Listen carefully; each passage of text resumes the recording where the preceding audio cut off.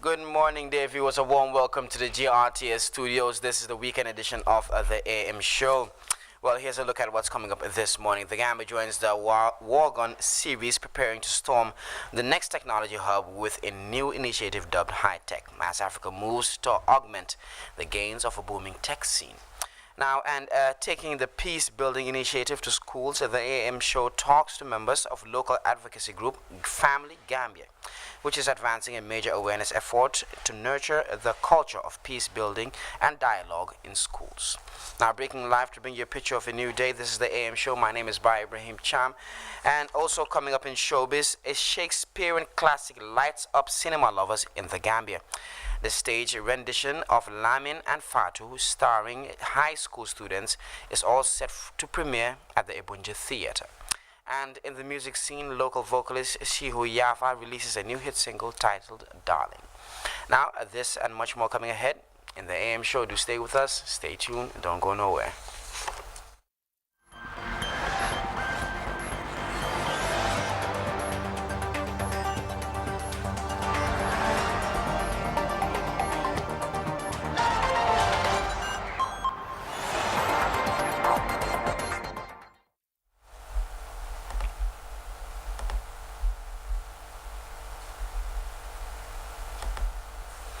Yep, welcome back. Now, we begin this special morning with a hearty breakfast. Enjoy this meal, this delightful meal, which is a taste of the gastronomic creativity. Let's have a listen, or let's have a look.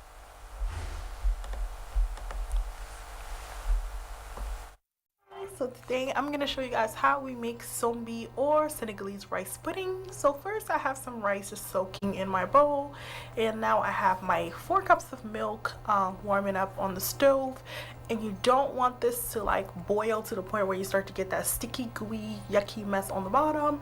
You just sort of want to keep on stirring this at like a higher heat, but not so high that you can't control what's, you don't want none of that sticking on the bottom. I just don't like that. That's just my personal preference, okay?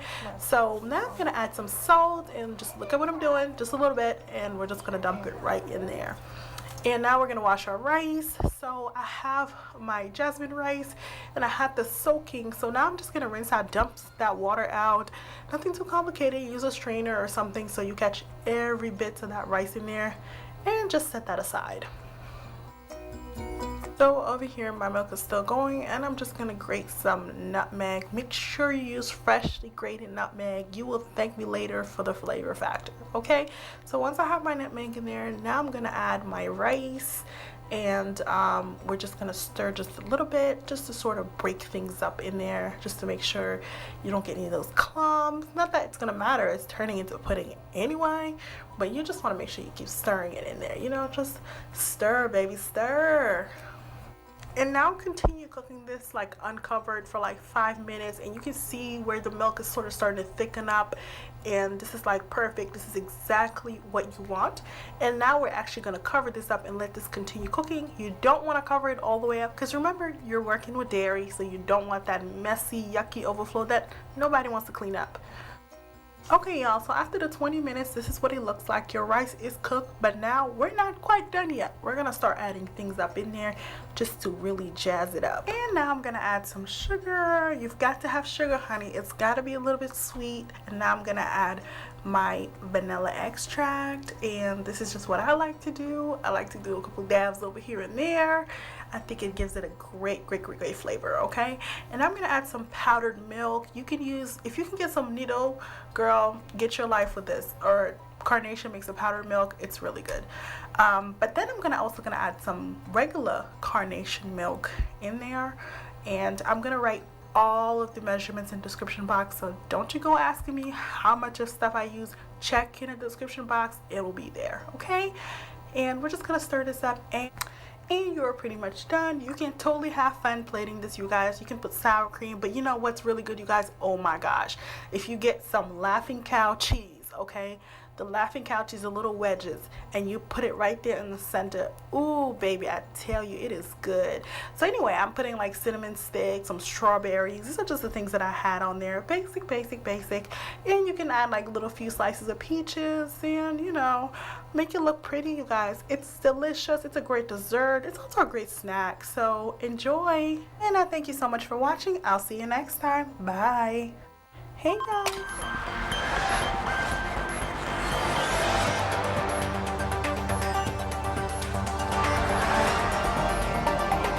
Technology is advancing way faster than we are adapting to it, especially in Africa.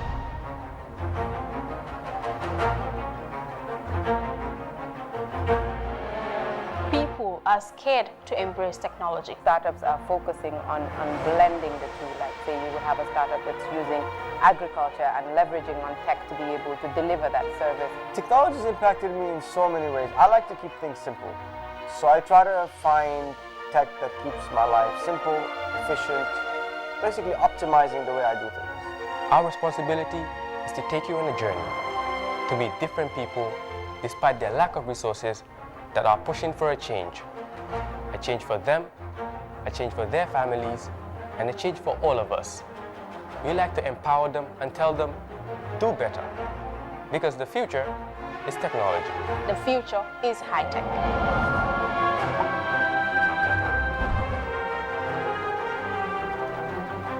Technology is a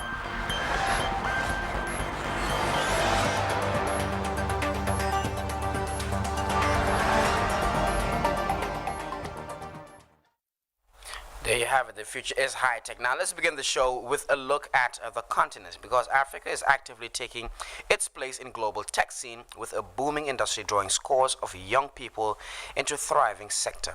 The trend is producing a string of spectacular innovations as investors look out for the next breakthrough.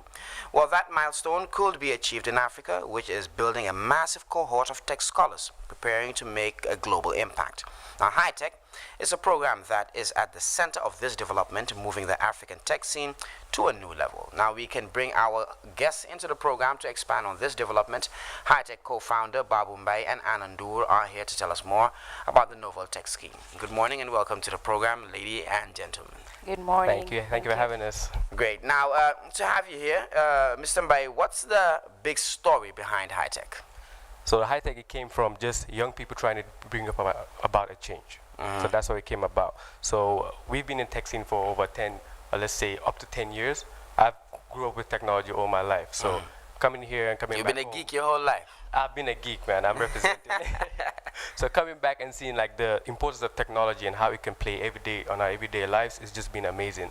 And just seeing from my friends and helping them out and see how technology has helped them just makes me want to expand and truly say that Africa, we have a chance.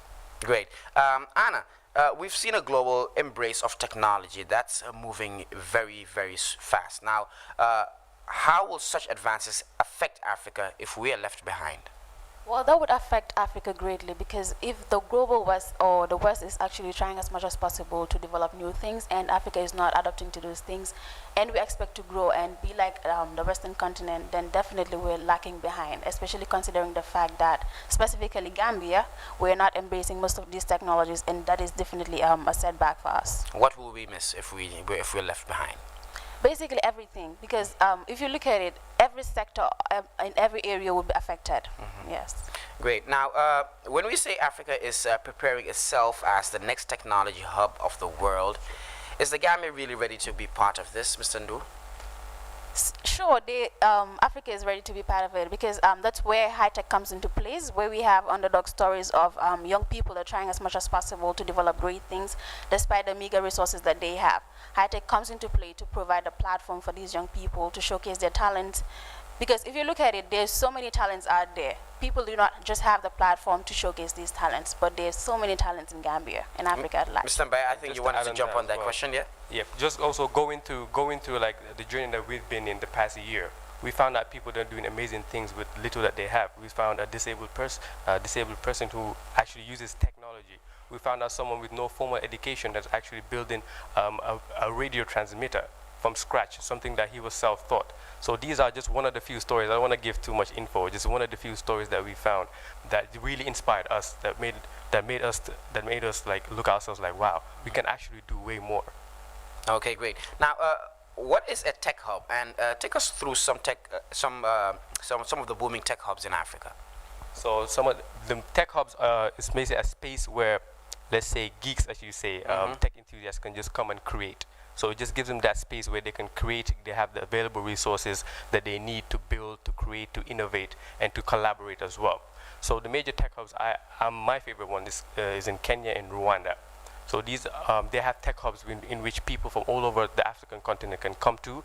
They can collaborate, share ideas, and have the necessary resources like the servers, the internet, let's say the computers, the devices, everything is in their disposal at that space where they can create and use technology for the greater good. Just to add on to what Baru said, there are so many tech hubs out there, but these tech hubs, what they do is they help to nurture young talents. They help to provide a space and platform for young people to actually go there and showcase what they have to do, and also share ideas and collaborate and create amazing things.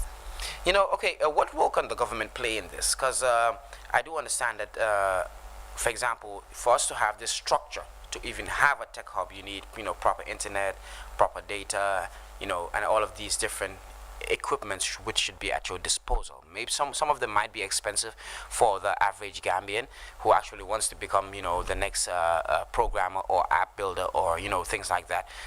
What role do you think the government should play to help young people who are actually growing up and have this, or who are building interest in having tech hubs or doing innovative stuff that can actually benefit not even the Gambia but Africa as a whole? Yeah, thank you for that. Okay, Anna, you can take it. Okay, it's actually very important for the government to play a very key role in ensuring that this house is set up, because if they do that, they're actually creating the space for these young people to actually do more research, engage in a lot of things, and help themselves as well.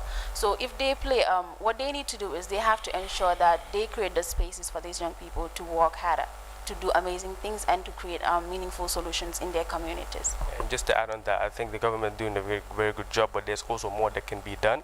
Just an example with Kids in Tech that's been supported by the ministry as well. Like just what Anna said, we need a space. Let's just start somewhere. Yes, some of the equipments are very expensive. Yes, some of the things maybe we don't have the opportunity of getting it, but just getting the space as a start, it will mean so much.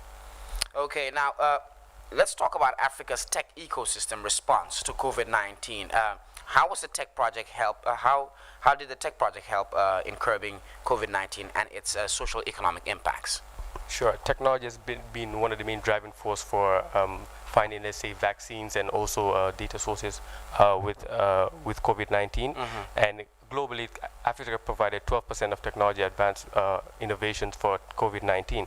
So the major things that we did with technology in Africa was mainly chatbots and also using AI and robotics for testing and also getting aligning people and doing just even delivery services using technology for apps, using application that are used to deliver food items, foodstuffs that people, with people with the lockdown as well. So technology has played in that role, and also Africa is playing in that big role as well.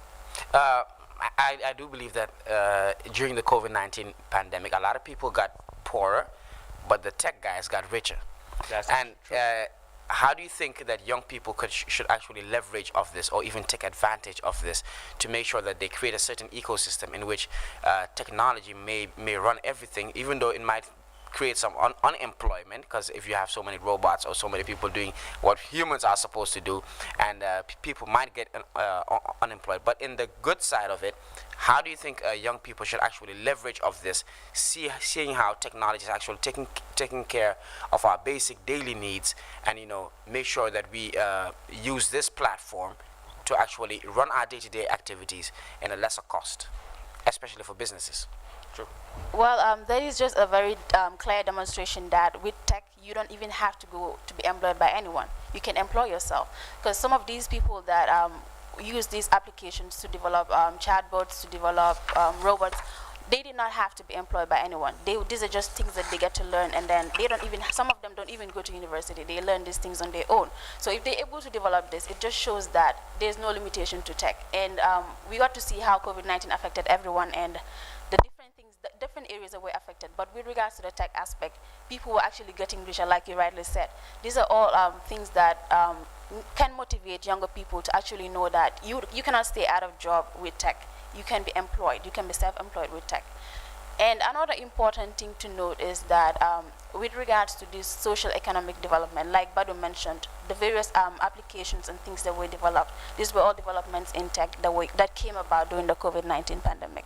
Yeah, and just to add on to that as well, I believe that tech is mostly here to solve problems. So when you leverage, just see the problems that are there and using technology to solve them. Because there are problems everywhere and every day, and technology can solve those problems. You just have to sit down and see the problems that you want to solve. Thank you very much, Ba Bombay and Anandur, co-founders of High Tech, for coming here on the AM show. It's always a pleasure and it's an honor to actually have young people so creative and so innovative like you talking about things that can actually change the globe and change, Gambia, change the whole paradigm shift of how we see development in the country. Thank you very much for coming on the AM show. Well, we'll shift our attention to our colleague Saini Bujani with Coffee With this morning, and we'll be right back.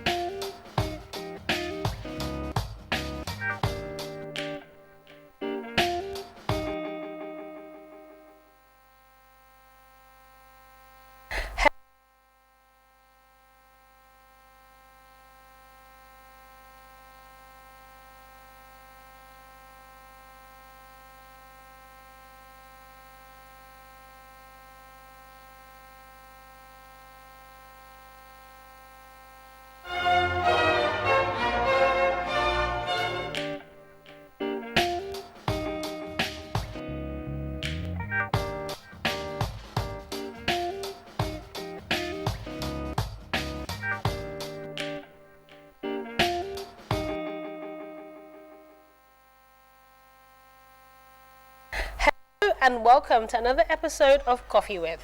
I am your host, Saina Bajang, and with me in the studio is a man that, has a story to tell. The reason why I say this is because he started at a very, very young age. And I know he's not old. I know he's still young. He's still a youth. But he's done so much. And I believe his story needs to be shared. And that's why he's here today on the platform. So welcome, Lamin Kante. Thank you, sis. You're welcome. So thank you for coming to the platform. I know when I approached you, it was like, oh, I don't really do interviews and I don't want to be in the limelight and, But I thought it's important for you to share your story with young people so that young people out there understand the hustle you went through. You're smiling. And obviously the journey you encountered and you went through because... getting to where you are now, I know it was a lot of dedication, a lot of preservation, a lot of, having to make those responsibilities a priority for you to achieve your dream. So it will be good to know, and tell Coffee With as well, who Lamin Kante was before he became CEO of Memoir Group Limited. And the man behind Studio Kante Printing Palace, the iNewsletter, which turned into a magazine, and iAfrica TV, which in 2012 was the first online Gambia TV station. And now, congratulations, you have your license. So tell us, who was the man behind all of these titles before he became a CEO? Wow. Thank you. I appreciate the invitation. You said it during your introduction, like I started at a young age. I am Lamin Kante, born in Wellingara. I mean the Wellingara Tabokoto here. Yeah. Went to school at Sinchubalia Primary School, Crab Island, Abuko Upper Basic School, then at Gambia High School. Yeah, but with the objective that I was unable to have time to to complete my senior secondary school. At grade 10, promoted to 11, that's the time I left school and then went to focus on something that I think I can really get what I really want. Yeah. Okay, so when did you realize that you would have to leave school in order to go and achieve what it is you wanted to do? And if you can tell us what that thing was. Yeah, I am naturally gifted in terms of creativity. If I say creativity, I'm an artist. I'm an artist. Since I was at primary school, I normally used to do street painting. Okay. Like salons, I'll go and do their designs and things like that. But thank God now we are in the digital age. Now everything is being designed in a computer and then printed out. So since I was at primary school, I'm going to school and at the same time I'm doing that as my occupation. Okay. So back days at primary school, almost 90% of the classrooms in my school, anything when it comes to drawing on the blackboard, I'm the one who normally do it. Wow. Sometimes whole day I will not even go and attend class. Really? From one classroom to the other, teachers will be waiting for me, Wow. for me to go and draw for them to teach the students those things. Wow. Yeah. So then from there, I went to Crab Island, grade 7, 8, then transferred to Abuko to do my grade 9 there. Yeah. And any of the schools that I normally pass through,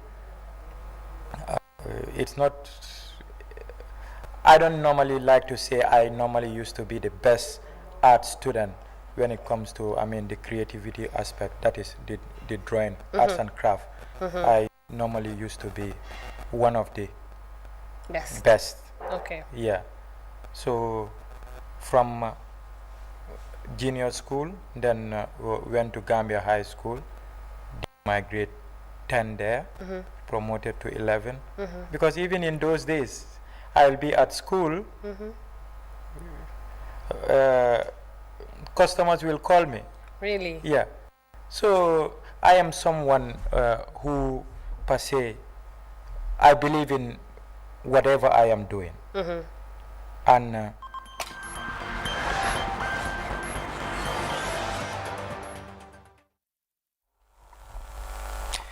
Welcome back to the AM show. That was Lamin Kante, who's the CEO of iAfrica TV, who just recently bagged a TV license to actually start operating his own TV channel.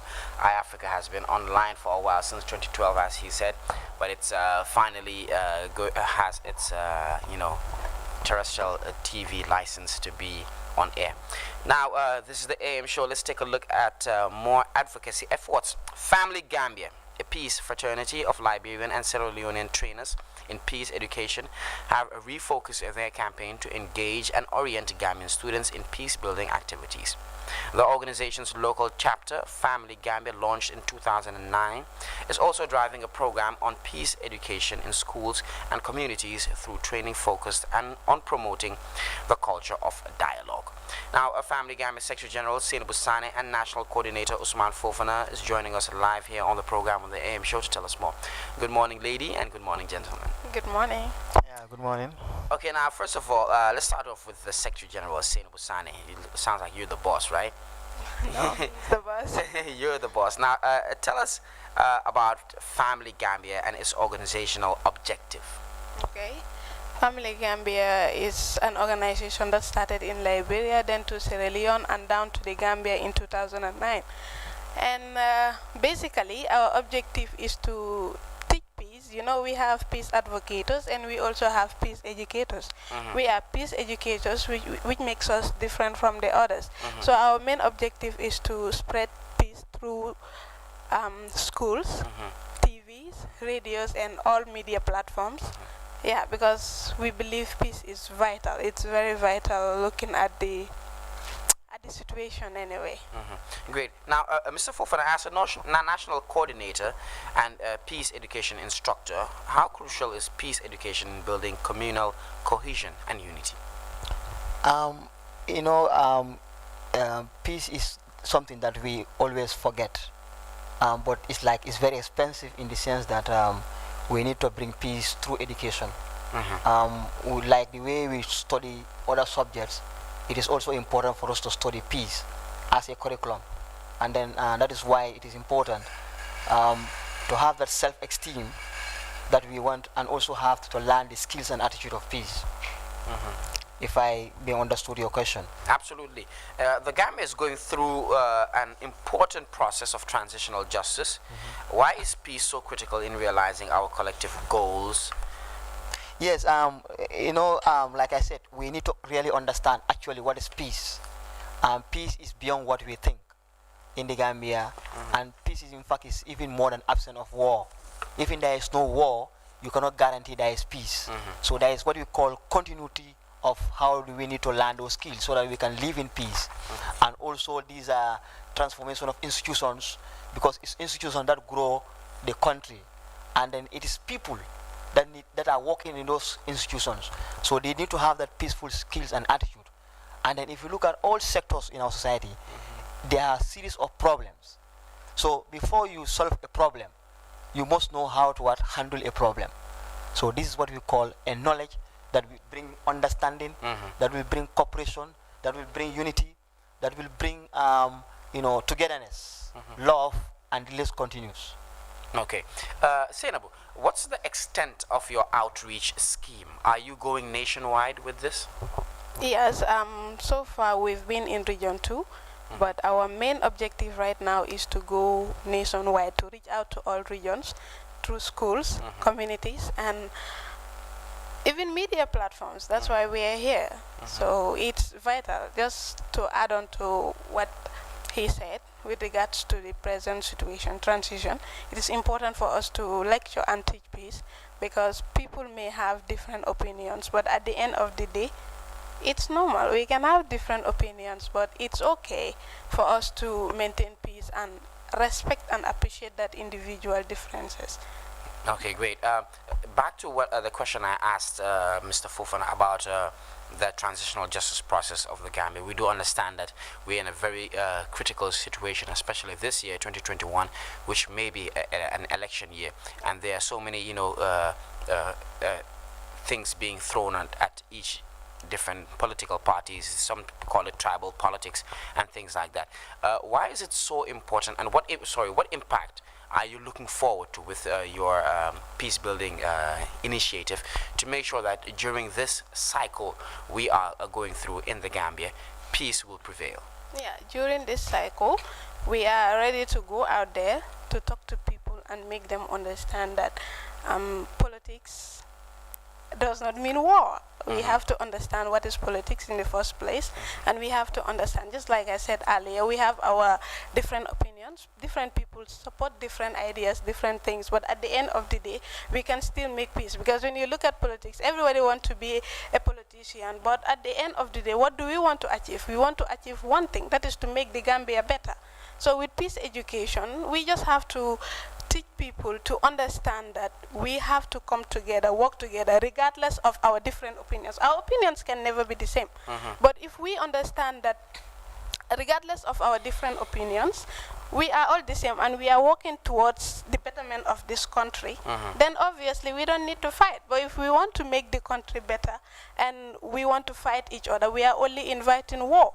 And we also would like to teach people, understand. You made mention of tribalism here. At some point I had one tribe saying, oh, they think they are the only tribe in the Gambia here, but come this election, if anybody touch us, we are going to have war with them, we are going to fight. And I was like, okay, these people need to be educated. They need to understand that politics has nothing to do with fight.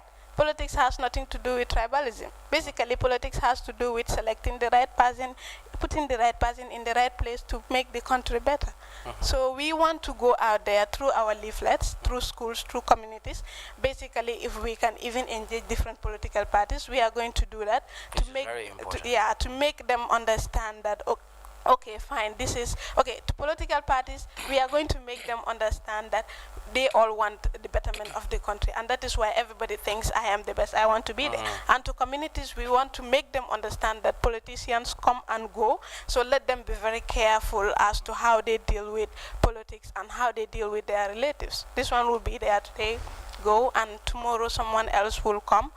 So you are still here with your neighbor, your family member, your friends, so we have to be mindful. But nonetheless, you like blue, I like green, so life goes on.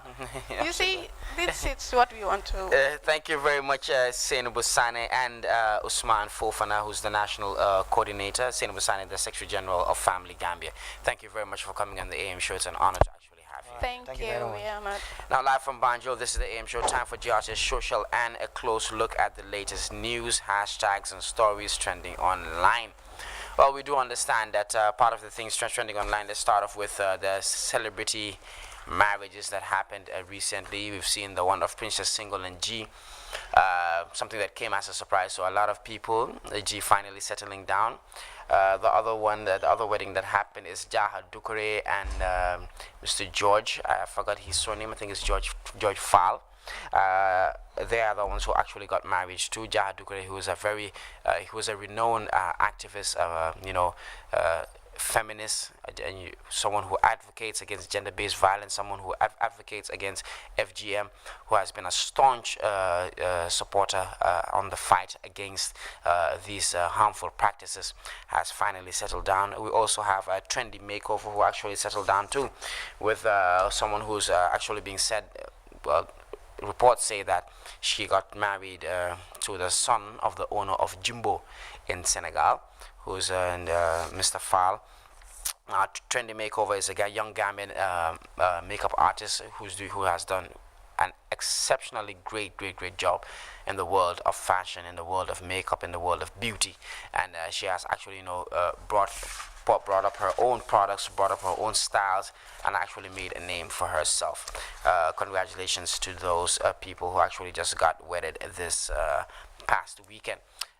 And another thing that was also trending online was ST Birkama Boyo, who actually had an impasse with the stadium officials on the usage of the stadium grounds for his concert happening on the 6th of February.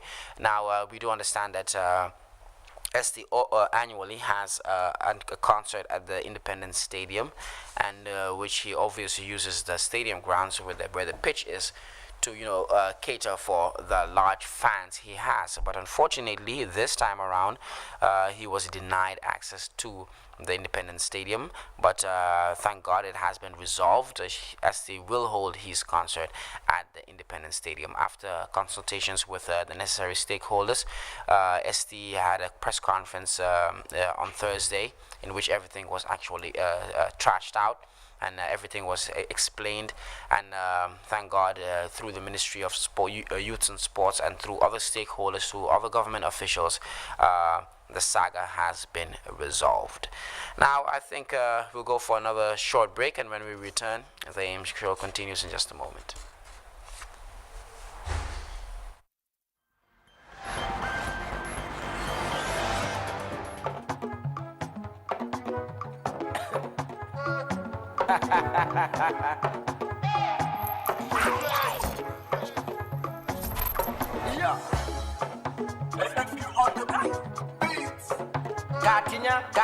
Gatinya, Bika.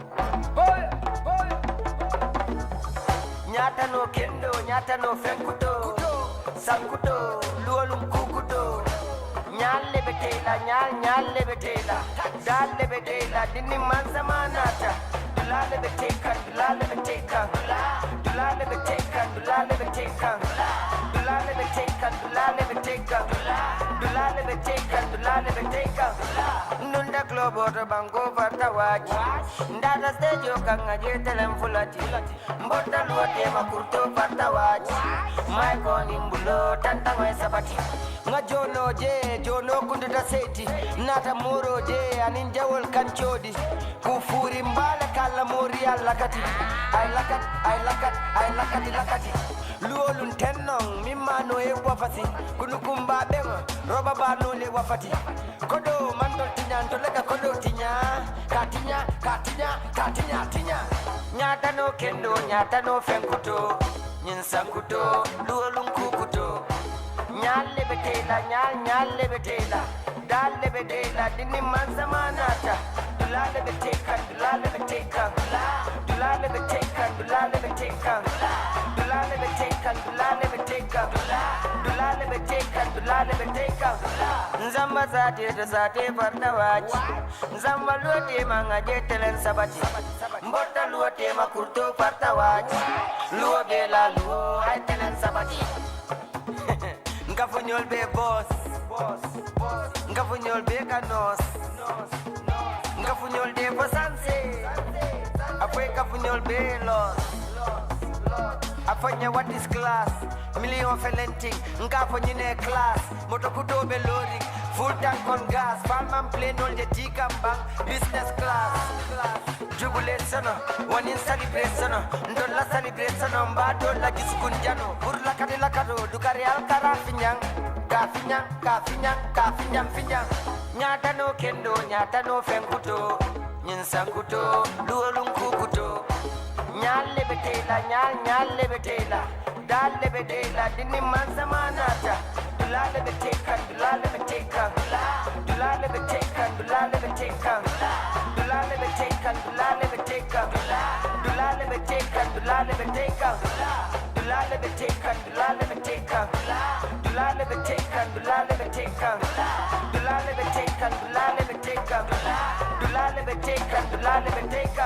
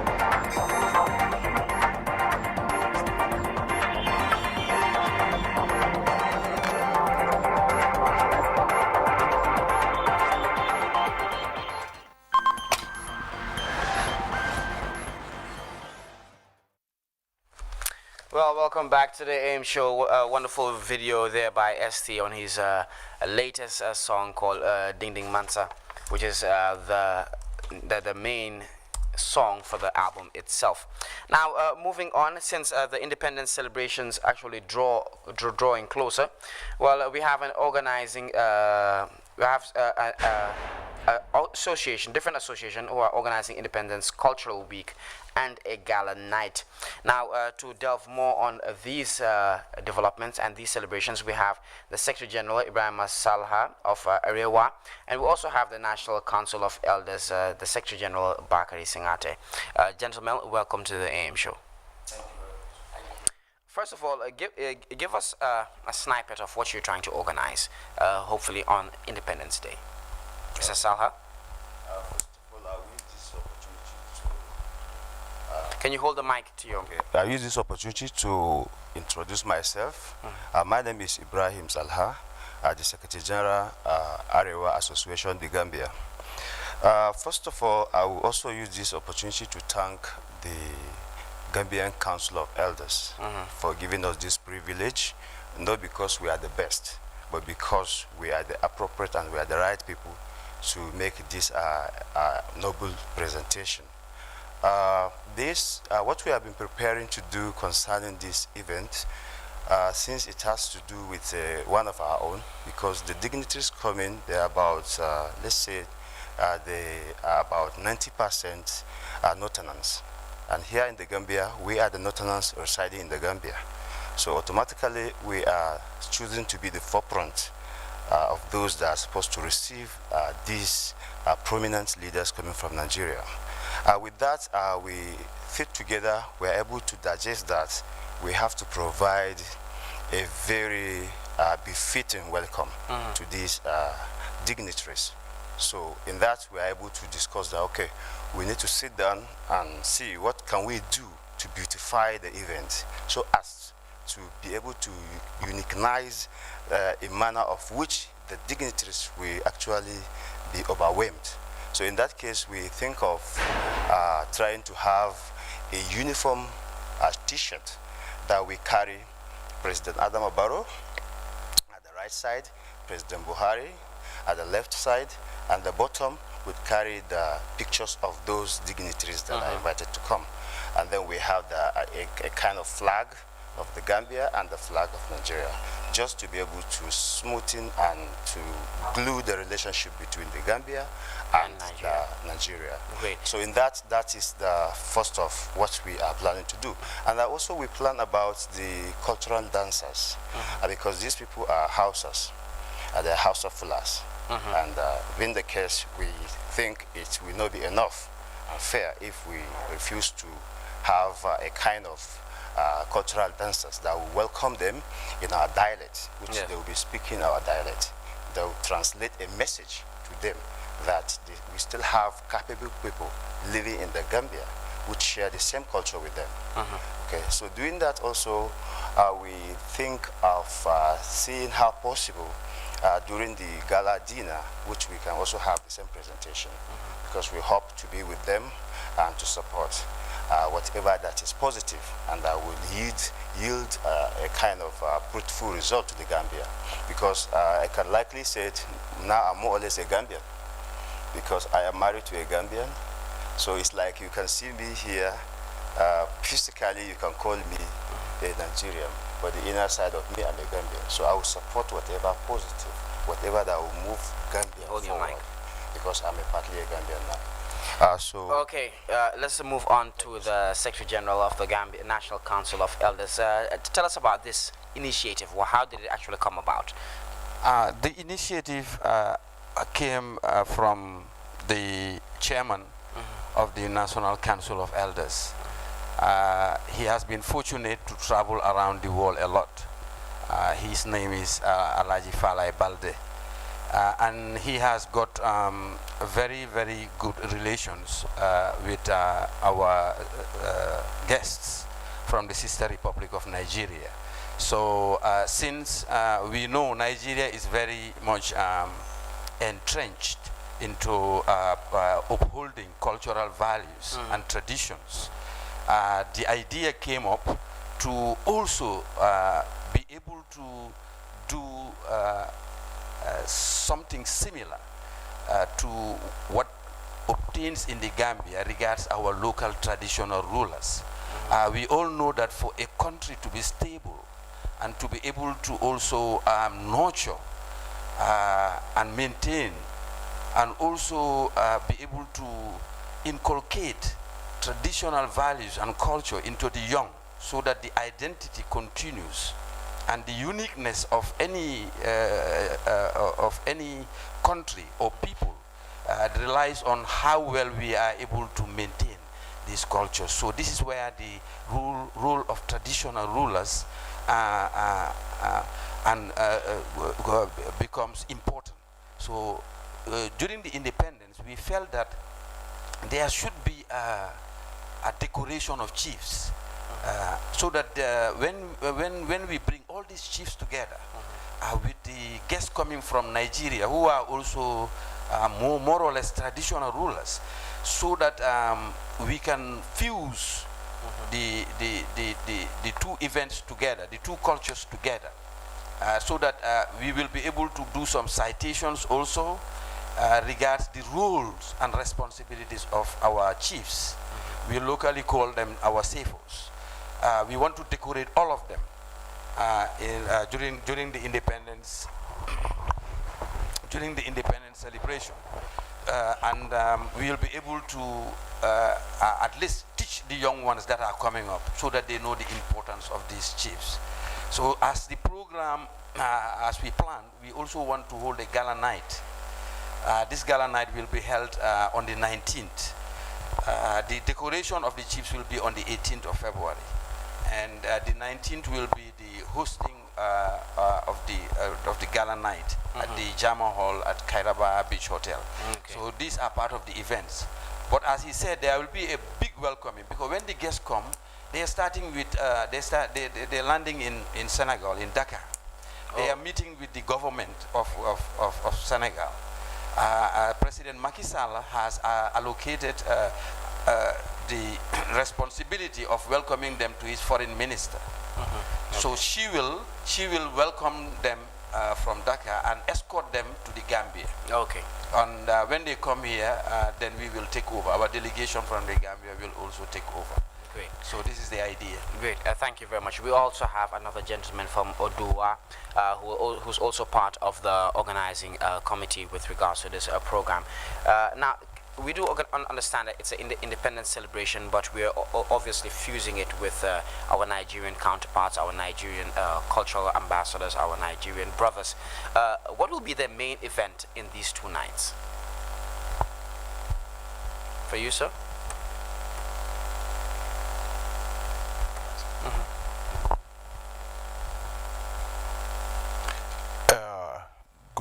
Good morning. Thank you very much. As you rightly said, I'm the coordinator of Odua here in the Gambia. Please, concerning the event, it's a very laudable one, and we thank God that the Secretary General have drawn up so many activities on how the program we roll in. So therefore, we have a lot of main event. The first event that we are going to show is just to welcome them on their arrival. That is at Amdalai or at Bara, at that place there. So we have mostly agreed that we call on all Asandre, both the Nigerians living in the Gambia and even Gambia themselves, to come out in their large number, so that we can give them a befitting welcome. So that is why we are able to put in a befitting cultural troupe that we dance, because we believe in welcoming royal fathers of their calibers. They believe we should welcome them in a traditional ways. Okay. So that's the reason why we say, okay, the cultural group, we dance and they will perform. Now, why are these chiefs actually coming to the Gambia, and when they come here, what will be their activities? I know they will attend these different events, the gala dinner, but will they have any engagements with probably our government officials or the people themselves? Of course. You see, the bilateral relationship between the Gambia and Nigeria has been a very long one and a cordial one for the matter. So there's nothing that of this caliber that Gambia will do, mostly at this point of the independence, that such caliber are coming, that they will not have any important or benefit to the Gambians. Because first of all, we are going to introduce them to different areas on where they can be able to invest. Because if you look at Gambia now, we are having some investors, but they still need more investors. Absolutely. So that they'll be able to engage and to boost up the employment rate in the Gambia. So being in Nigeria, we have a lot of investors, a lot of factories, and like the insurance, the banks, so many, the petroleum sectors. Yes. So all those things, we can be able to as well convince them that Gambia is a peaceful country. Instead of investing in the European nation or taking their fund to their area, but they can also do some, even in the area of agriculture also. So they can do the they can lay down their investment here, being a peaceful country, and there is nothing that we affect their investment because we are having capable and talented, even talented Gambians. And even Nigeria, who have been living here for many years.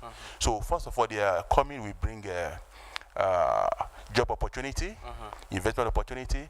At the same time, it's going to bring a more cordial relationship, because that's what we look for. First of all, there should be that cordial and strong bilateral relationship between two countries before investors can come in. Absolutely. So they are coming, we make the bilateral relationship between the Gambians and Nigeria to be more stronger, and there will be that strong faith between the two sisters countries. Great. Thank you very much for your time here on the AM show. It's an honor to actually have you here. We're very much looking forward to it. But before we let leave of you, we have one more gentleman who is also part of your group from the Tabi Tal Pulaku, who is the Secretary General Keba Dem, who also part of the whole organization themselves. Now, thank you very much for coming on the AM show to tell us what role will you play in this wonderful event. I thank you very much, and I would say good morning. I am Keba Dem, Secretary General of Tabital Pulagu. Tabital Pulagu, in a sense, means promotion and preservation of Fulani culture. Fulani culture. Exactly. But that does not mean, and we are the best. No, it is just to make sure that we bring, that relationship among Fulas around the world. So Tabital Pulagu Gambia is the local organization, in Gambia. All the countries in Africa where Fulas are, they have these local organizations. And then together we have one international president who is a Guinean, who is also part of this delegation that are coming. So this delegation from Nigeria, they are about 7. So I would first of all say thank you to Falai. Falai Bande is a member of Tabital Pulagu, and he is the chairman of the National Council of Elders. So he came with the idea, and all these dignitaries are invited to come to the country to grace or to embrace the independent anniversary. So along the lines to foster the relationship also between the associations, because there is Tabital Pulagu also in Nigeria. So these are also members of Tabital Pulagu. So when they come, actually, it will foster the relationship. So as we've said, actually, when we talk about integration must start with the people. Before you think about government, Absolutely. It starts with the people. So this is what we are trying to foster. And if everybody does this, it will be easier to integrate Africa, to make Africa as one. So this is one of the fundamental pillars why it is important these people are here. So when they are here, they will embrace the independent anniversary. So like Mr. Singati said, the Secretary General of Council of Elders, really, there is a resemblance. These people are traditional rulers. So what we used to call here Mansabengo in Mandinka, Father have seen that it had not been happening for many years. So to take this chance now during this occasion, for these people, dignitaries coming, at least to decorate our chiefs, so that they can also, feel, yes, we are. Because before, even in the Gambia, when you see chiefs, you recognize them directly. Yes. But now it has gone. Yeah, but it has at least to away. reignite this, to bring it back. Okay. Because it is very, very alive in Nigeria, so they can learn from these people also. Okay. So along the lines also, I would not do justice if I don't mention this. The late Buba Bande is the co-founder, about this Tabital Pulagu. He has played a pivotal role, especially the relationship between Gambia and Nigeria. And you remember, he died on this cause, and then he was to be buried in the Gambia. The former president denied the corpse to be buried in the Gambia. Unfortunately, he is buried in Senegal because the former president did not like his attitude, his behavior at that time. This is what happened. So now during this visit, these delegates will visit Buba Bande's home in Basse. Is part of the itinerary. And Musa Molofula Warrior at Kesel Kunda, the tomb, they will visit that place also. And then Manka Mankunda also there would be a stop. And then possibly at Sankule Kunda, Cherno Balde, to visit that tomb also. This is part of the itinerary they have to observe. So during the gala night, yes, we have to welcome them and we have to make them feel as Gambians. So at that occasions, I think that would be the befitting place where they would decorate the chiefs also, whereby everybody would see, and then I think it's just a step in the right direction. So this is, we are pleased to be working with Odua, that's an association of the Yorubas, and Arewa, the association of the Northerners, the House of Fulani in Nigeria, and then the Council of Elders. We believe that together we can make it a memorable day. Great, thank you very much. That was Tabita Pulaku, Secretary General Keba Dem, and the coordinator of Odua, National Council of Elders, and Arewa, speaking there on the event that's supposed to happen on the 18th and 19th of February, celebrating Independence Day, in which chiefs will be coming from Nigeria, cultural ambassadors will be coming from Nigeria to have certain events, dialogue, and consultations with their Gambian counterparts. We'll go for another short break, and when we return, the AM show continues in just a moment.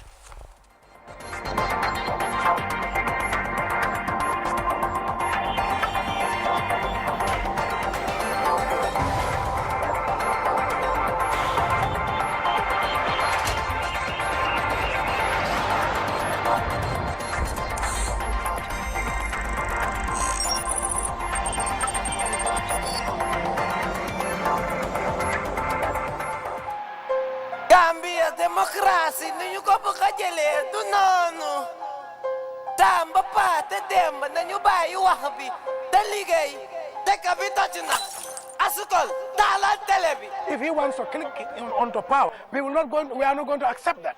So this is what prompted all this chaos here, and we will not relent. We are not going to retreat, and we will not subdue to the power of the president. Bugata bi ñëwatina déglu leen di ay di ear the book and the pen bi xibaar dafa ànd ak jaar-jaar sa boxtaan daf lay jootaan ñoo raw rajo kankang xibaar bi xesew ni santang luñ ñu suñu président buku David do you have anything ca day jàngalee di xamale lu ko ticcaam bi jàngaloon mu baatare réew mi ñu bari lañ gis suñ télé réew mi lu bari lañ war a wis kele boppi réew mi ngi xeseen ni kuli sul suñ xaj ma ne suli suñ bukki fe anum gabe gabi onu boxoti booy bañ a liggéey ñu bari bugg a tukki kuli boy mu man di driver man bi moytul accident bi lopitaan bi xale bari passatuñ exam seen waajuri kaasatuñ ndeysaan xale di tux be ñul kuk di daw school xamatuñ pen ak book look ko si la ca 1+1 mu ne 3 tas gi Gambian mentality suñ démocratie comme xaj buy seben em leen bala ngeen a ñàkk seen bakken biya gas bi comme courant si bol like dina baas ki amuna daw comme bolt Gambiana with problème yana bi do file case bi dafa bari yana the rape cases is too much con like police sirens full silence nana Gambiana kuma parotiana bayle lipiana bafur bus wahma Putakalo bulo basikol alat kilong sa buñ tiene ko torbe mu doxot be bu ñaa be ko waram pooj 2020 Singapore even the Gambian Singapore it's not about the government the citizens too for a development too much corruption too much rubbish too many rumors too many topics el su magete dafa wara pension dox ak courant su baaxee ñu mention 1 2 3 4 bokk yosu us and them and even you too 1 2 3 4 book my shoes 5 6 7 8 respect the pop wax bu sew bi nañ ko suul the news is trending tell about more Tribalismo, one much. Diamo marsoto, too much. Child abuse, 3 much. Demonstration, 4 much. Gojaro demonstration, Durango demonstration, Konabayo demonstration. Go, Hanilo Batterio demonstration. Everything, demonstration. when you win guy atemo amna lufi heso guy atemo tia gas bila wala kar bila pus mbala puset Bright Stars Entertainment. Do you love music?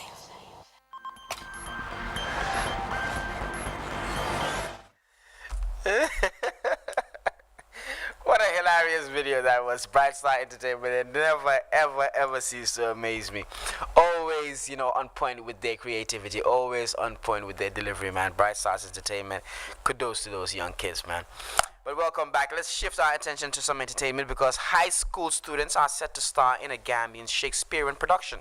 Lamin and Fatu is directed by Atlanta-born film producer Ketura Genesis After acting for 6 years in the US, Genesis is now based in the Gambia and for the past 3 months has volunteered to help a group of young aspiring actors from Daddy Job Comprehensive School to put on a show aimed at making a major impression on Gambian cinema.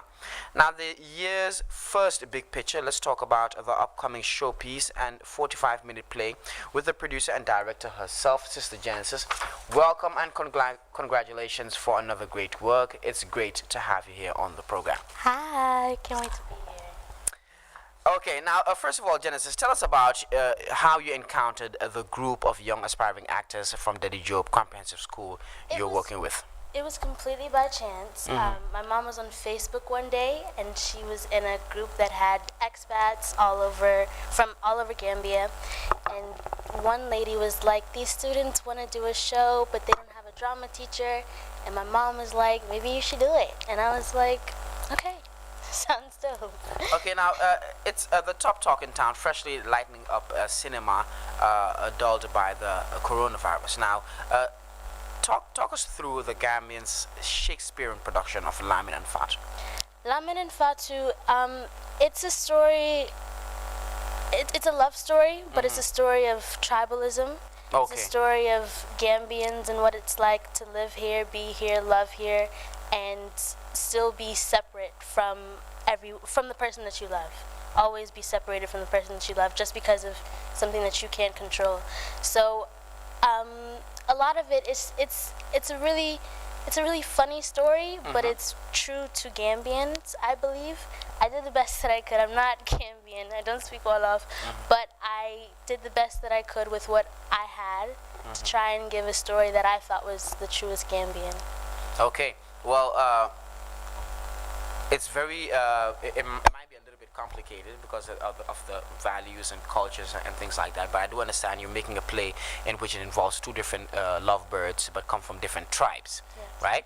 And they might have a hindrance to their love, which is because of the different tribes they come from. Even though that maybe is kind of extinct now, people are actually getting married to each other from different tribes. But with regards to the cinema production, with regards to the videography and all of those things, to what level are you taking this?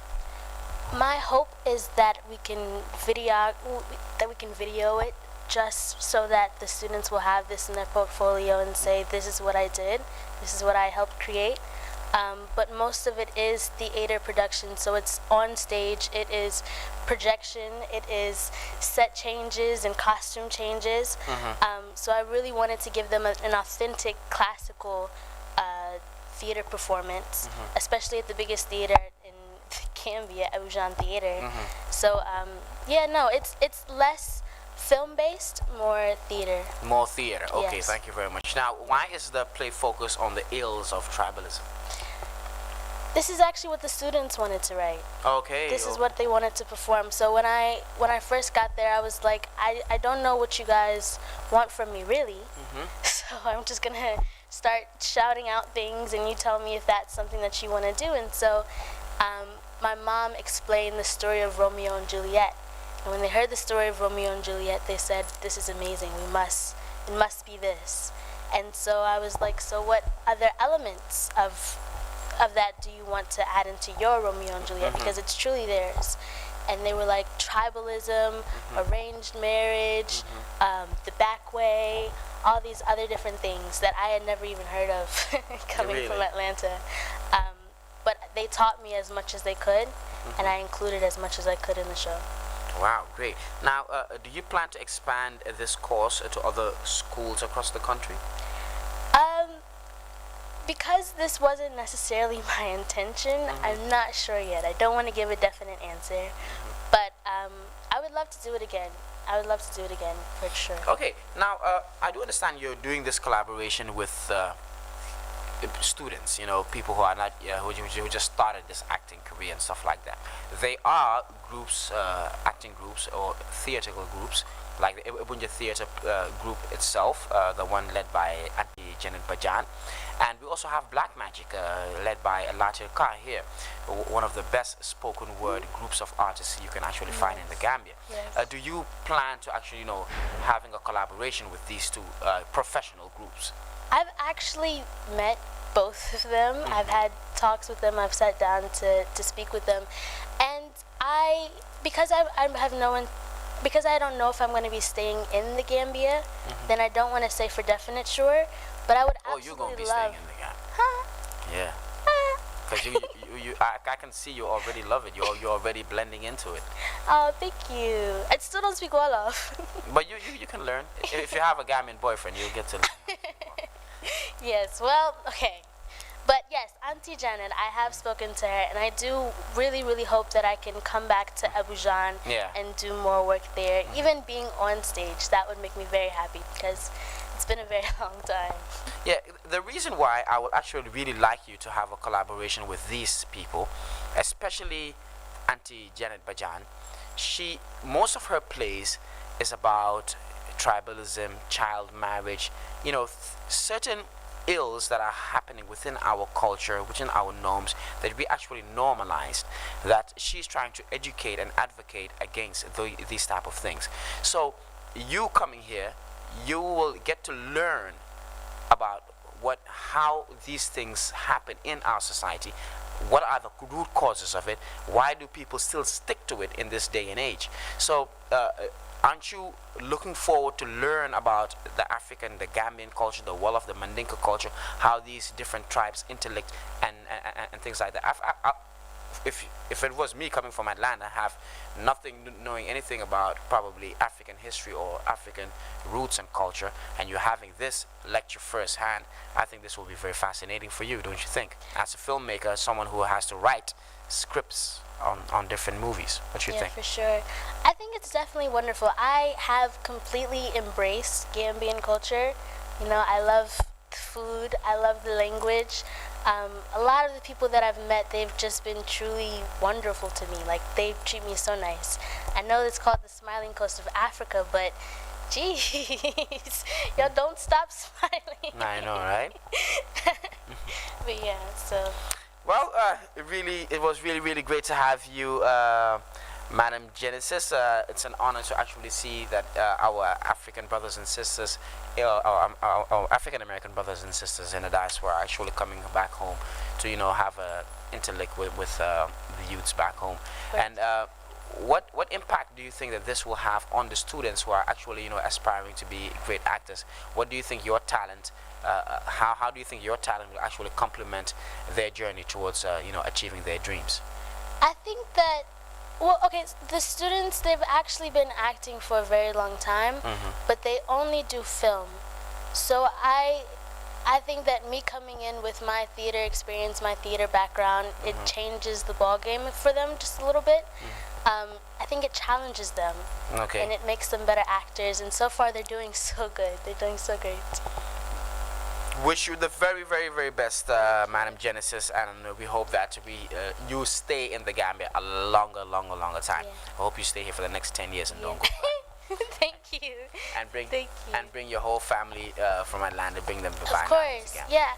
I'm so excited. February 13th, Abidjan Theater.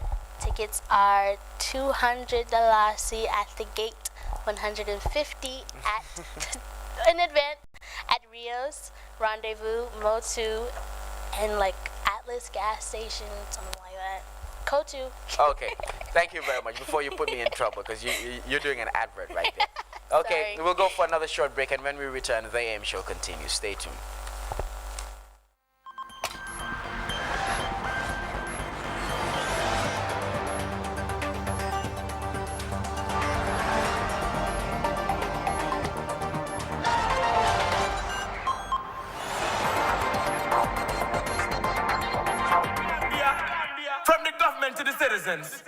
From the thunder to the lightning, from the top to the bottom, no commotion in the nation. No to police brutality, no enmity. I am Tufa, no rape, no sexuality. Just peace with zero animosity. I don't even fly like a vulture. I don't rain for better agriculture. We have the earth there for blessings and mercy. I know hoity-toity business. I know healthy skelter business.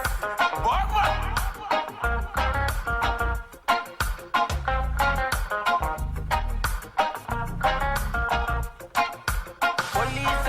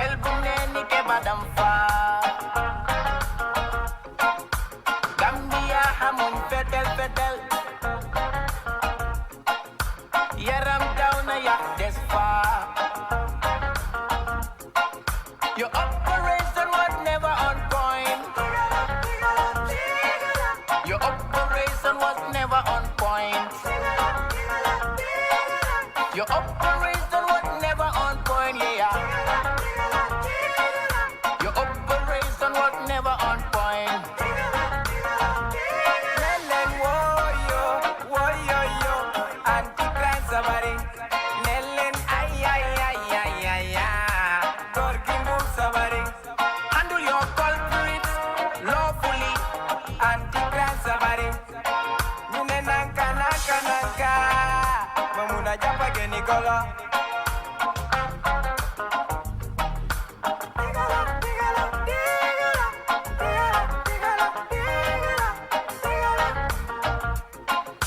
Police kakara nembaring.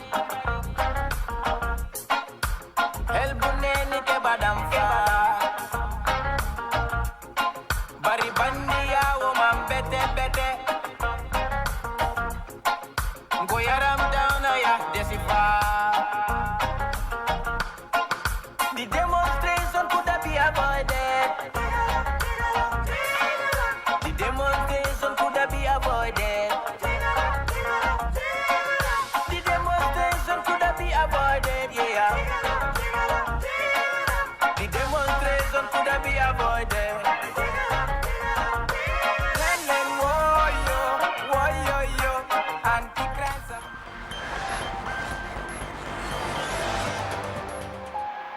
Gambia democracy nañu ko bëgg a jëlee du noonu tamba paate demb nañu bàyyi wax bi te liggéey dëkk bi toj na asukol taalal télé bi. If he wants to click onto power, we are not going to accept that. So this is what prompted all this chaos here, and we will not relent. We are not going to retreat, and we will not subdue to the power of the president.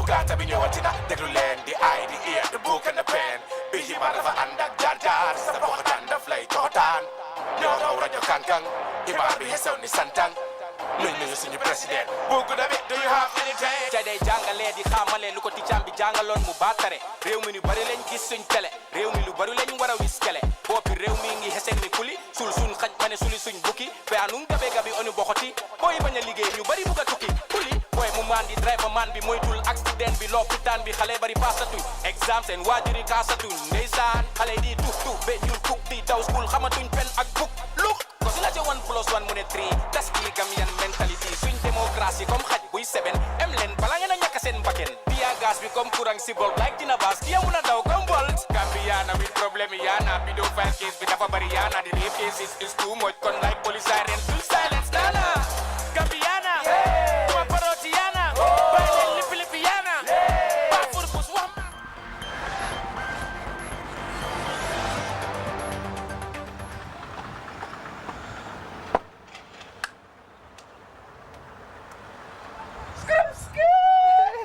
Gotta suck this in the time. Talking about nigga. Yeah, nigga. Shut up. You wanna go public theater la liye? Ani na nyim bagasul kana lo.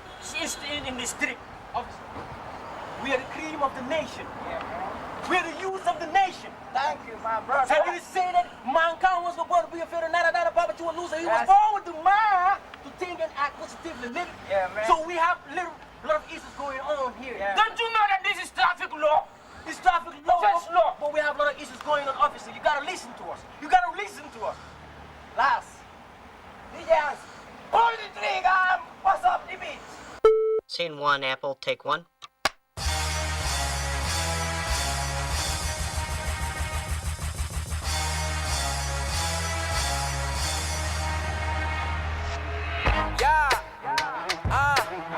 Mic check, new tech, mu round sa neck, rank up this up, wreck. Yeah, this is Razmatas. This is Razzle Dazzle. Yo, yeah, I'm gonna know. Kani, yeah, I'm gonna know. Kani. Issues upon issues every day, this never ends. What it does, no one knows. This is from tens. Feel the sense, take your lens and look through the tens. Issues never end. We will break the silence. Issues upon issues every day, this never ends. What it does, no one knows. This is from tens. Feel the sense, take your lens and look through the tens. Officer, issues never end. We will break the silence. The barbu grau come such a bunya fence. Salary 5,000, young I don't want pants. Foko jele, foko. Suka dadi ak on the 8 bi yo xana gisul loko. Barke señ na wek talibé mer nañ di. Ñun talibé dañoo baga xam luy problème bi. Annually we are facing flood disaster, not to tribalism politics in the Gambia. Réew bi mom de sala bu amul cabinet. Mosquito bite réew mi ak ser le internet. Millions, billions, zillion, trillion. constitution gele foog mu pass si yoon election mu ngi si yoon ex président kan lay doon politician di ñu nax di ñu jaay dañ koon nga naan loqi nga naan pixi nga naan ciixu su ma la ongee laas doo leen xeelu laas doo leen ciipu hey go away get out of the way we need the younger brain to fly the country plane this is the way the rightful way we need the younger brain to drive the country train Baba Black, Sibiri in me school. Mommy give me lunch, I want to go to the zoo.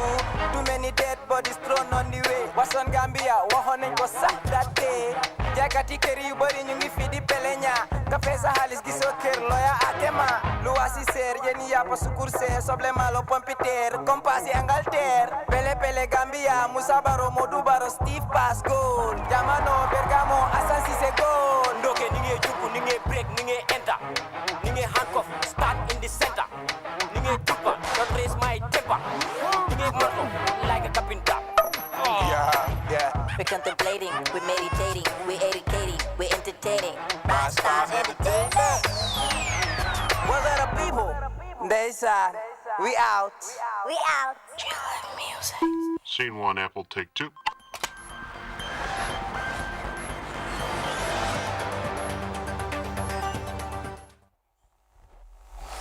Spanking hot, spanking new entertainment right there. And let's stay with entertainment because 4 young men are currently bubbling at the top of the industry with a creative streak, mixing education and entertainment to win audiences, and they are making great progress. Popular quartet Bright Star Entertainment are set for the 3.0 edition of the Rangha Bisap show. Now, for more on the updates on the event, let's bring in the group themselves. Rangha Bisap, Bright Stars Entertainment, good morning and welcome to the AM show. Yeah, Rahim, good morning, everybody. It's always a pleasure to have you guys here. It's always a phenomenal time when we also have you guys on the AM show. Now, tell us about the Rangha Bisap 3.0 and how far with the preparations. I think Azan, yeah. All right, thank you so much, Rahim. It's always a pleasure to be back here. Just to say a very big thank you, because I think our first ever interview on GRTS as Bright Stars was with you. Yeah. With Top the Top Notch. Notch. Yeah. Long time ago. Yeah. Yes. So Rangha Bisap 3.0, 3.0, highly anticipated. We were planning to schedule it for April, May, after Ramadan, immediately after Ramadan, but we've seen with the current situation right now, this I believe will not be good news. We're putting all activities under suspensions for now until we feel that it's the right time to do it, because you know how Bright Stars does its things and how we get our funding, especially when it comes to Rangha Bisap. We believe that all agencies, like if we take our proposals there, they'll be like, okay, we will not be able to fund this because of what is happening, that is coronavirus, COVID-19. But notwithstanding, it's still part of our plans. Immediately things, we believe, slow down. If we are comfortable on doing it, we will definitely go ahead with it. But for now, Rangha Bisap 3.0 is suspended till further notice. Wow, that's bad news, man. I was so excited that Rangha Bisap 3.0 was about to happen, and Yak came here telling me that. Like he said, like we had a mental note of having it, but then due to this pandemic, we just have to put it on hold. Okay, now let's imagine Rangha Bisap is not put on hold. Now let's just imagine. Let's do this interview like Rangha Bisap is not put on hold, please. Okay, now with regards to the preparation of Rangha Bisap 3.0, like. Tell us, what did you guys prepare for us? What did you guys prepare for for your audiences? We do understand that the one you did last on 2019. Yeah, 2019. 2019, Pinchami Hall.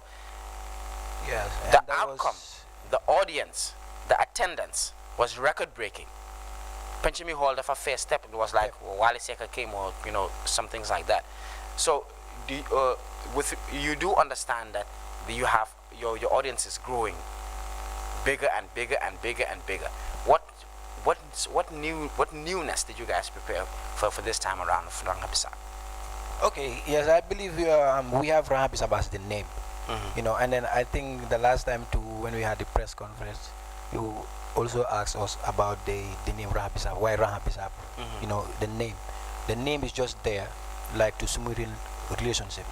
Like it's the key instrumental ingredient. We all know what Rahabisab is. Yes. The Farata and everything. So, but then like every year we change topics. I think the first one that we had was Rahabisab Enterprise, which was solely and wholly owned by Papa Jerry Jaro. Then the next one was centered on entrepreneurship, and then business and all of those stuff. So this time, I think when we were planning, we had two ideas that came. One was centered on state of emergency. Well, actually, state of emergency, not in line with the pandemic itself, but then state of emergency, like it was like actually a very creative play. Whereas we would talk about so many things, politics, talk about tribalism, talk about nepotism, and then all the other things like that are actually going on, like the burning issues.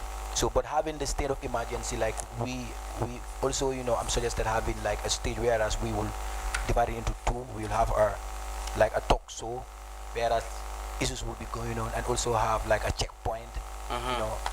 Thing as policemen, so many things. So that was actually like the initial idea that we had together, and all of those, but it wasn't the finalized idea. Then we also recently, as we were planning to have it, then we also thought of having, let's say, a voter awareness show. Voter awareness show. So, like, voter awareness show with regards to the in 2021 connection election. with the election, because like if you realize like during the political impasse, so many countries, like so many tribes, started claiming the ownership of the country, and all of those. So Lowland Guinea, like, so because the way we're seeing like the election that is coming, actually, we're not saying like it's going to be chaotic or so. We're not even praying for it. But then one needs to be prepared. Yes. We need to orient people about it. Like we need to sensitize people about the thing that is civic education and then all of those. So, but then we are thinking of having such like the election, for instance. Then we have a creative idea, whereas it will be still in line maybe with this state of emergency, and then so. Wow. But these were the things that we were having, and then we also planning to invite some international artists, maybe in Senegal. The names we don't need to mention, but in Senegal, they would have been here, and then all of those. But then we had like so many surprising packages as far as like Rahabisab 3.0 is concerned. But like Asan said, due to this recent spike of this COVID-19, I believe we just have to put everything on hold. But then come Limonia, this is just the tip of the iceberg. But then we have so many things, because Bryce Dash Entertainment, whenever we are coming, we come from a different angle. So this is it. Okay. Kujali, I do understand. Garment artists, I see the collaboration within them, and guiding the futures and things like that. So I may show invite artists in your X stage be where in Rahabisab 3.0, do we expect to see a collaboration, not only in inviting maybe artists in your perform opening acts like that there, but Gambian actors and comedians, do we expect to see them def a collaboration with Bright Side Entertainment guy in your stage? Yeah, Rahim. Good morning, Gambia. Mbafala leko Allah somonda be nyaadi dorong. Yemi ye question o mi nyinin kateng. Lolu nsafo no dal is a very important question. Wo ntol always na dream walati. We always saying that comme mbesira le Gambia amanke ko musician or damati, but comedian or people like Kitabu, Alaji Bora, and Mohammed Yalong. Kebe samanan together ka one so amunna dream leti, but comme ñun asan wol ya fo ñamin rong this COVID-19 alman tankala dal madu ay ta ñaaro, but before dal ala bandula dal mba jibela la dal tol fana be min ken wala ko fana ko so sifa fana organize Gambia ja. Just to add on to what Kujali have said. Over the last show, yes, we invited Sininini on board. He was part of the production itself. Okay. And this year, of course, we had it in mind because we have a very good working relationship with Mohammed. We, in fact, hang out almost every other weekend. So, yes, when it is Rahabisab, we'll definitely see the likes of Mohammed, we'll definitely see the likes of Bora, would love to feature a lot of comedians that are around town. And just recently, we also had a contract on a particular video. Rahim, we also invited famous comedy to do that video with us. It's our own contract, so we invited him to come. So I mean, if we can have collabs in videos also, why not? We will definitely be open to involve them as part of the production. Come Rahabisab 3.0. Okay, yeah. Boblin, we've seen that you and Yafa has actually been on that video rapping. Man, sometimes I think, okay, are these guys better at rapping or are these guys better at acting? Because Bolensi Deflek is exceptional. But tell us the rationale behind that video. What's the message behind issues and issues upon issues? Yeah, I think the issues, we've seen what has been going on in this country, you know, when it comes to politics, democracy and all those stuff. And then, you know, too many corruption and all those stuff. So I guess issues mom duje. So we just pinned out, you know, we feel that we need to talk about them and people will easily, you know, relate. So that's why we came up with this, and then alhamdulillah the reaction of the people was amazing, honestly. Okay, even though you talk about very critical issues, for example, just to give you an example, so killer is warona def mo rap si these issues everybody hey killer is nangam, but you guys do it in a very comic way. Do you think people will still get the message? Yeah, that's how they are going to get the message more. Sometimes if you want to so buge wax ni ki dem diga tamit nga ko ciawale ay lemar xam nga du ko buna diga lemar yi rek la mo yek waye den ko naxtan be nga wax ko loko buga wax. So that's the secret behind it. Comedy music la, and then it's entertainment. So we feel ne comme suñu waxa nit yi tamit askan bi ak ku munti don tamit we feel that we need to entertain you first and then tell you what we want to tell you. Yeah, and just to add on it, like, we all know that comedy is the fastest way of sending message. You understand? You can make people laugh, but you're educating people or you're enlightening people about things that are going on. You understand? Killer might actually do it in his own way. Yes. People will still get it. Maybe in a in the hip hop way. Yeah, and then people that actually feel him, or the, people who feel it in that way, will actually get it. Okay, for us, it's universal. You understand? That even the little kid over there will be laughing or will be singing along, but at the end of the day, like his or her mom or his or her dad will also like it because the kid likes it. You understand? So like, you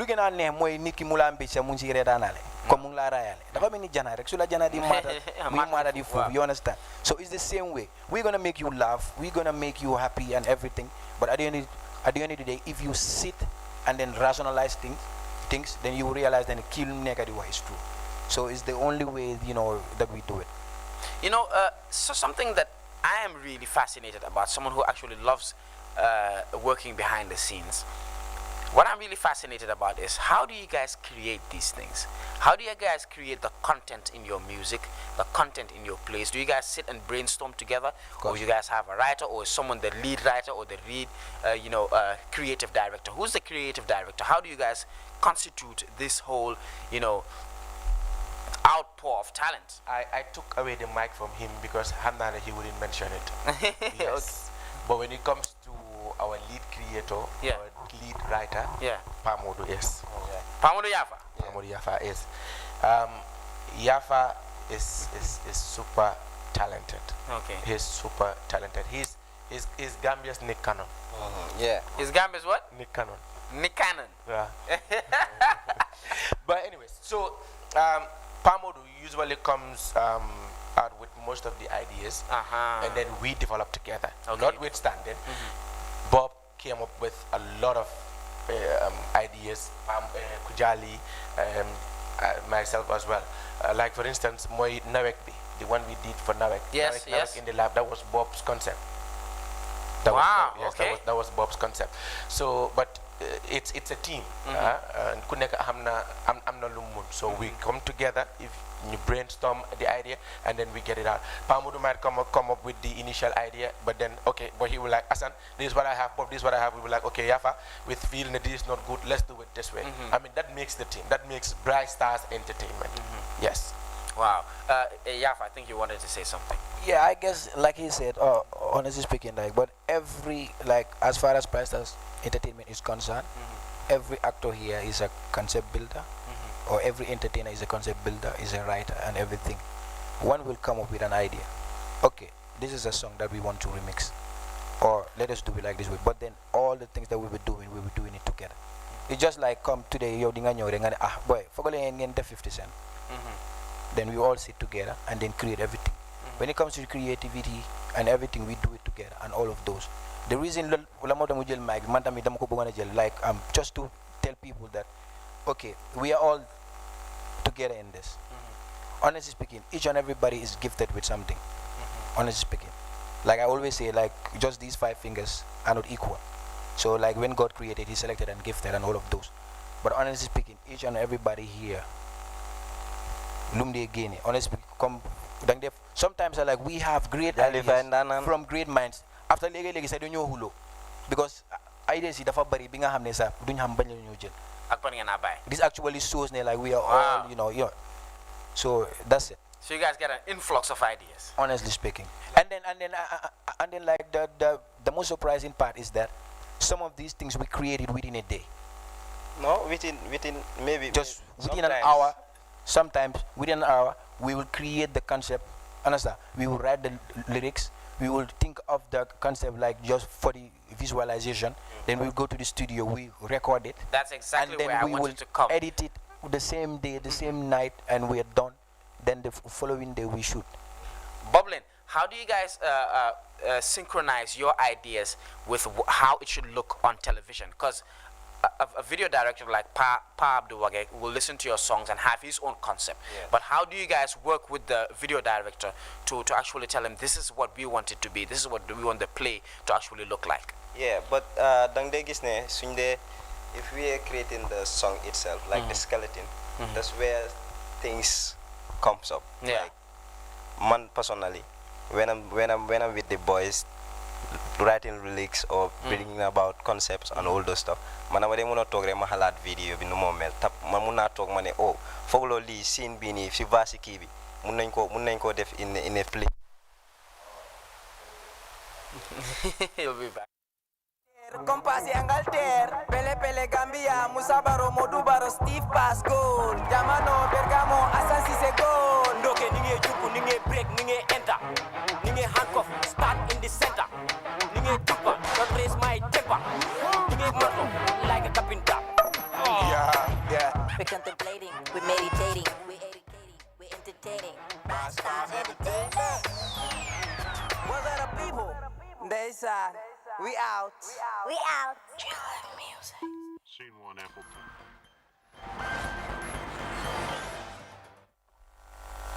Sorry for that technical hitch. Bubbling, you were saying? Yeah, so that's how it is. Sometimes someone will just think ahead and be like, wow, fogolo si vasi kujali bi ñu def ko in a place mu sol li xam nga mu am this supporting character, or ñu halat kena outside there, let's say nañ indi Tida Job, Aisha and all those stuff. So non la dé démé rek ñu dem, if we go to the videographer tam dañ dé dem ñu open to ideas mom tam mu halat bu joxe halatam suñ paré ñu insert ñun yenen sukur yuñ fa bëgga def yépp, and we work as a team with our videographer. He is our brother, and then he easily clicks with us. No, why we don't even work with one videographer. One thing I can tell you for free. I've seen most of your videos have been done by Wax Media there. Yes, most especially the news. Yeah. By Bright Stars News. Wow. But like in general, we work with a lot of them. But almost 90% of the concepts. Wow. 90% of the concept of video visuals comes from Bright Stars. Okay, you tell the director what you want. What we want. And how you want. We open to ideas as well. Comme ni ku ndaw sama no mo ñom wax ñu ideas, but ñun suñ dé build, we build from start to end. Location wise, what we costumes, moo tax suñu liggéey dafa métti. Okay. Dafa métti de. It's very difficult, from concept building to lyrics to studio to video, everything we do it. Okay, finally, Kujali, I have 3 questions for you in one. The first thing is, you guys are all university graduates. When you guys graduate from university and get these top jobs and stuff, will that be the end of Bright Stars Entertainment? No, we are not all university. We are all not university graduates. We just have one. What? So we always face this problem. You understand? Like me, I am from MDI. Yes. I study in business management. Okay. But later I stopped and now working. So Asan is the university graduate. Okay, Asan is a university graduate. Yes. Like Okay. digital media and journalism and then digital media. Yes. Then Bob is also currently at MDI studying. Kujal is also working. So this is it. Okay, okay, okay. Now the next question I wanted to ask you is that we do see it's gonna come nobles. No guy neke group ni. I've seen yenen group yo hamne nige joke. They're copying the style of nobles. Yenen artists they're copying the style of Jizzle. Yenen artists they're copying the style of ST. Exactly. I have seen no group copying the style of Bright Star Entertainment. Okay. Why is that? Is your creativity that outstanding when it can copy you? It's a university of its own. Honestly speaking, like if you're not, if the faculty of your mind is not that straight, you will not be able to get it. No, honestly speaking, it's not about sitting at the four corners of the class. It's not about the credentials you might have. Yeah. You understand? But it is about smartness, being specific, on what you do, measuring everything. Understand? Being artistic, you understand? Bright Stars Entertainment itself, we're full of knowledge. And even if you're trying to copy us, it wouldn't be 100%. So, but for us, we can copy. I'm not saying like come copying, but then we have the talent of copying people. Yes, like, yes. Like come trying to ridicule people. Like for instance, Bob today, if he's trying to imitate President Jammeh, or even Barrow or Khalifa Salah technically, he will get it. Yeah. He does that.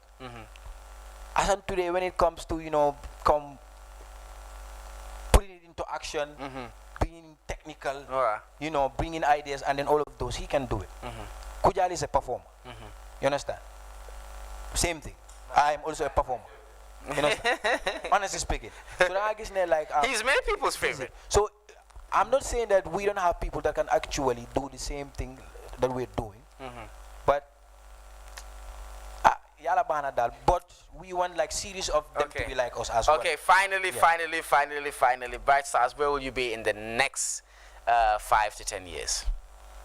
Yeah, we'll be telling stories in a helicopter. Telling our stories to our children, because maybe in the next 2 years, or next year, we are all marrying. Getting our wives, inshallah. Honestly speaking, we are not playing with it, because to be a complete successful man, you need to have a successful woman behind you, helping. Daddy, don't get any. Something like that. But anyway, look, we just give that to Asan to conclude on that. Okay. Well, I feel we have a lot to offer. We are still young. We are all within our mid-20s. And the industry needs us, in 5 years' time more than now, in fact. Rahim, we want an instance wherein people would tune into GRTS every other week to say, okay, we're waiting for the Bright Star series. Yeah. We have a lot to offer. Yeah. We need to sell our culture, we need to sell Gambia to the outside world, and then tell them that, okay, this is what the Gambia industry is made of. Most of us here are having other jobs, but probably in 5 years' time, the industry must have grown. Investors are here, they will invest on Bright Stars Entertainment. The talent is available. The talent is available. What we need now is investment. Let them invest on Bright Stars Entertainment series. A couple of series, a couple of collabos where you go all the way to Senegal, all the way to America. Do some series, come back home, let the people enjoy. We still have a lot. I mean, what is going to happen to the next generation that would come? That are interested in acting, that are interested in comedy, that are interested in music. So we feel that we have a lot to prove, and the challenge is on us. People will be like, okay, like for instance, you'll be like, this is Bright Stars Entertainment. But okay, this is Bright Stars Entertainment. This is what they have done, and this is what they have been doing, and this is what they are doing, and this is what they have achieved so far. So we are still young. We believe okay. Like for instance, let's take Sane. When Sane was first popped out of Senegal, I believe he was not our age. Maybe he was older than us, but still now, they rose through the ranks. We all watched their series when they were when they were not where they are right now. But we've all seen how the Wiri went. So very soon, probably in 5 years' time, we'll also have our Wara Wara or our So yes, so in 5 years we hope to be very successful. We hope to tell a very good story of where we started and where we are. Probably a series that would see you fly over a helicopter and then it will be filmed. So thank you very much, Bright Stars Entertainment. I think we are actually wrapping up right now. You're gonna give us a short acapella, according to our director Wilfred. He said you must give us something before you actually go. So give us something so we can actually look forward to the Valentine is coming. You know that. Valentine, wow, what they got it? Huh? Valentine. Wow, but when you're on Valentine. Hello. Valentine. How are you, my lover girl? Hello. How are you, my Valentine? Hello. My baby, how are you doing? Hello. Valentine bi mu ngi ñëw si yoon xam nga ñu sol sa coquette ma sol sama jacket red and black doxal waay jënal ko flower jënal ko cake ma toog si kër di xaar déet jënal ko daala jënal ko liis ndekete moom sax dafa laaxu di yaaxu di jakapa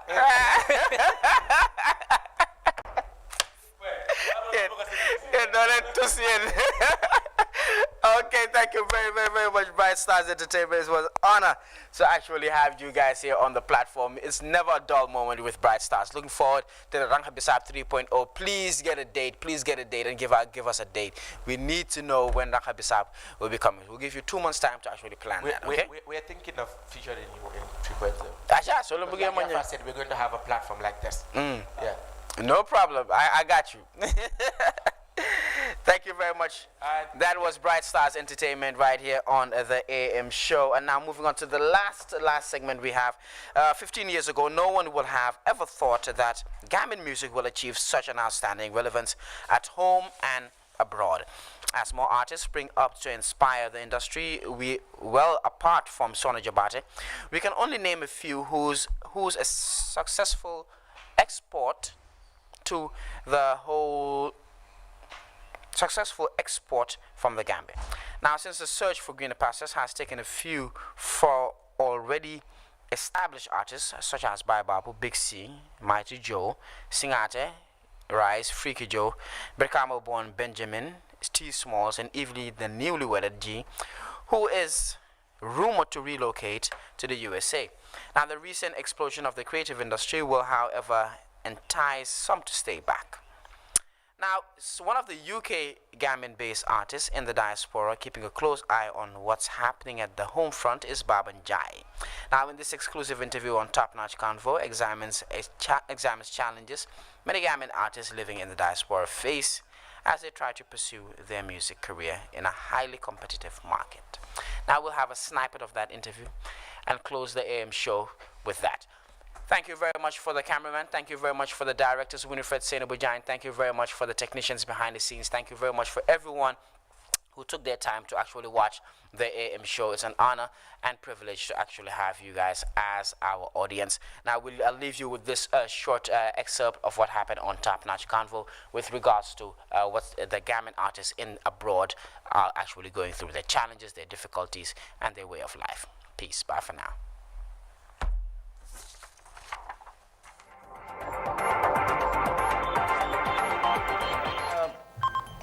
Speaking about you guys being left out, there's something that actually happens here in Gambian music. It happens to a lot of artists. Yeah. You can be a great artist here in the Gambia, yange hit, yange def lu graw ki non, while once so demi, it's over for you. It's been happening. Okay, let me give you an example. 2019 Nobles then them on Nigeria. Nobles they went to Nigeria, tour and everything. And see at 2019, ñu bari sunde wax affaire Gambian music, then see they gain Nobles. They were left out of the equation.